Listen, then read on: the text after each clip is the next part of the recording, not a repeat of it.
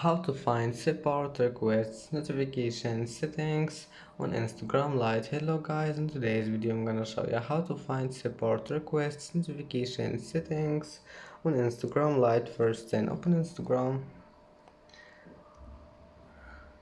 and now just click on your profile here in the top corner, and here you will find settings, and then just click notifications, and as you see here you will find this one from Instagram. Scroll down, and here you will find it support requests, and as you see here you can manage it. You can turn it off or on, and then just go back, it will be saved.